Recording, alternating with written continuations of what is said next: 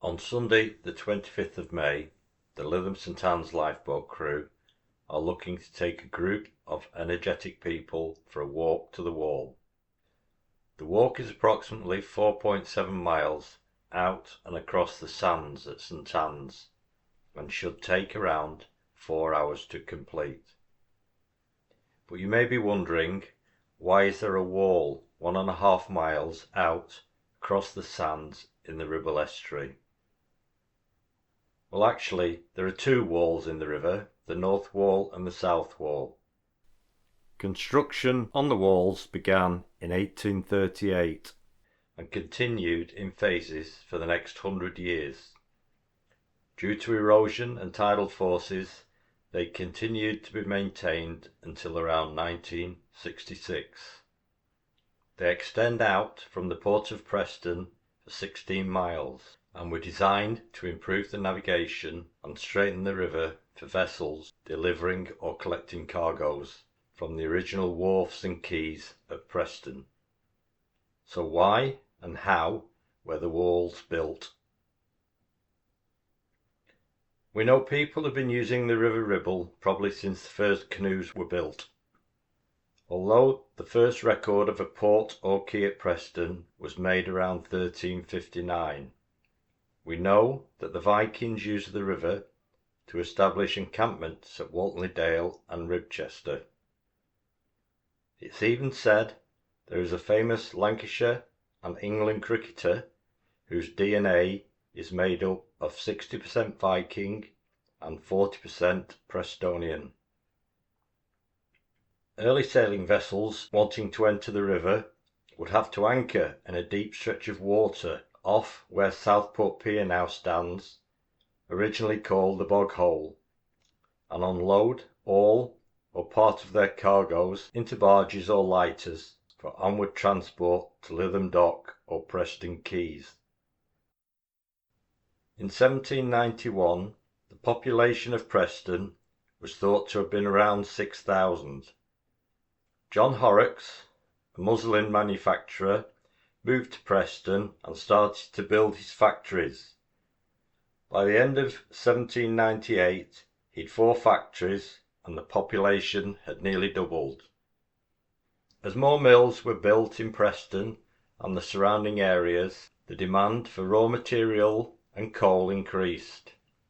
Soon the Preston merchants became dissatisfied with having to pay more and wait longer for their cargo to arrive, and they were constantly asking for improvements to be made for the safe navigation on the river. The landowners on both the north and south side of the river were constantly gaining or losing land.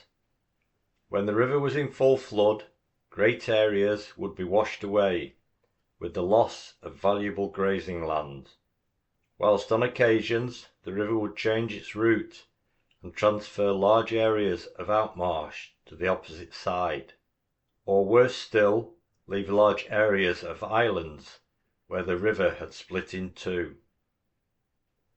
In 1805 the landowners got together to promote a bill to Parliament, ostensibly to improve the navigation on the Ribble. But why would Lytham's largest landowner, Squire Clifton, want to improve the navigation up to Preston when he had his own dock at Lytham? The real reason was to reclaim their lands by fixing the river in one position. Consequently, the first Ribble Navigation Act was passed in 1806. There was very little progress made up to 1838, when the engineer Robert Stephenson advised the owners of the Ribble Navigation to begin excavating the riverbed at Preston, with the removed rock then being used to build 2 low walls on either side of the river, 350 feet apart, for a distance of 1 mile. This would then straighten and deepen the navigable channel, and was later described in many engineering textbooks as an amazing achievement.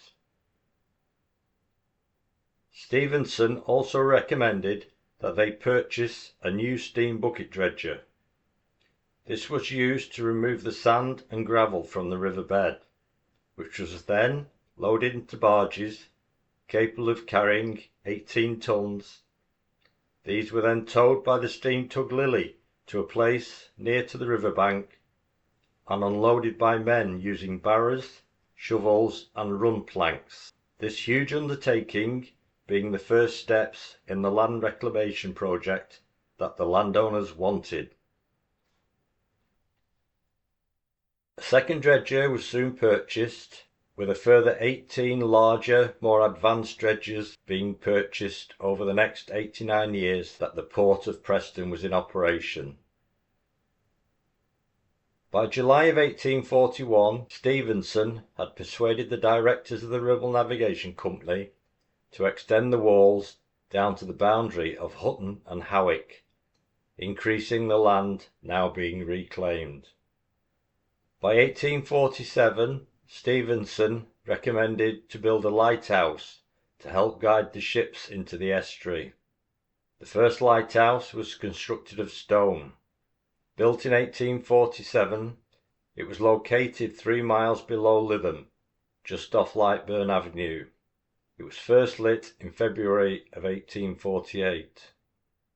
By 1862, the beach in front of the lighthouse was being washed away, with the lighthouse being undermined by the tide. In spite of every effort, the lighthouse fell in a severe gale on the evening of the 22nd of January, 1863. Fortunately, the lighthouse keepers had removed all the valuable equipment prior to its collapse. Trinity House then decided to build a new lighthouse 437 yards inland. The new lighthouse was lit on the 1st of January 1865 and was in use until 1890, when 2 gas-powered buoys were placed off the river entrance in a deep water anchorage known as Nelson Buoy. As the training walls were being extended seaward of Lytham, a third lighthouse was built in 1906. Designed by the Ribble engineer James Barron, it was on the north wall, located 12¼ miles from Preston Docks. It was to become known as Pete's Light, after the tipping master John Peet, who lived in the lighthouse and whose job it was to ensure that the stone barges dropped their cargoes in the correct position. Fire in 1954 demolished the living accommodation, though the structure remained a focal point for ships entering the estuary up to 1981. The lighthouse finally collapsed in 1985 during a gale. By 1863, the training walls had been built 6½ miles out from Preston, west of the Naze at Freckleton. Around this time, iron ships were beginning to be built and fitted with steam engines and propellers, making them easier to navigate in narrow channels like the Ribble. With around 70 mills in Preston and the surrounding area, all requiring cargo deliveries, the first plan to build a wet dock at Preston began to be discussed. In 1882, after a successful guild year, Preston Corporation agreed to purchase the Ribble Navigation Company for £72,500, and 4 years later they began the construction of a wet dock at Preston, with all the stone dug out being used to extend the training walls. Whilst the training walls were being built, failure to mark the end of the wall would result in a fine of £20 per evening levied to the corporation. The port of Preston opened in 1892, with 885 ships using the newly opened port. The training walls were then extended 8¾ miles out from Preston, as far as Lytham Pier. This then diverts the river 3/4 mile to the south of Lytham. The Clifton estate complained strongly that the access channel up to Lytham Dock was beginning to silt up. and causing damage to his tenant farmers' crops through flooding issues. By 1910, the training walls were extended to 14 miles out into the Ribble estuary, with the new Gut Channel being opened. Over the 89 years the port of Preston was open to commercial traffic, around 147,000 ships passed this spot inbound to Preston docks. As the walls were being built out from Preston, it was the responsibility of Preston Corporation to mark the training walls with navigation buoys and perches. These were originally lit by paraffin lanterns, which needed trimming and refilling every 3 or 4 days. They were changed over to gas lanterns in 1956, with the gas being produced in the powerhouse at Preston Docks. Eventually they were replaced by solar panels and battery power around 1990, and which are still in use today. Under the 1981 Port Closure Act, Preston Corporation and North West Water were jointly responsible for the training walls from Lytham to Preston. After 15 years, the responsibility was transferred fully to North West Water, and the walls from Lytham to sea were left to decay. Preston City Council are still responsible for marking the position of the walls from Preston to sea, along with any navigational hazards that may arise. When the Port of Preston closed to commercial traffic, there were 66 navigation markers and buoys in the river. Today, around 30 remain, with only 16 of these now lit. The maintenance is carried out by Preston Council staff, or put out to tender to outside contractors. The last major replacement of a navigation mark took place in 1998 by Chris Miller of Preston Marine Services, with the assistance of a helicopter and a cost of £45,000.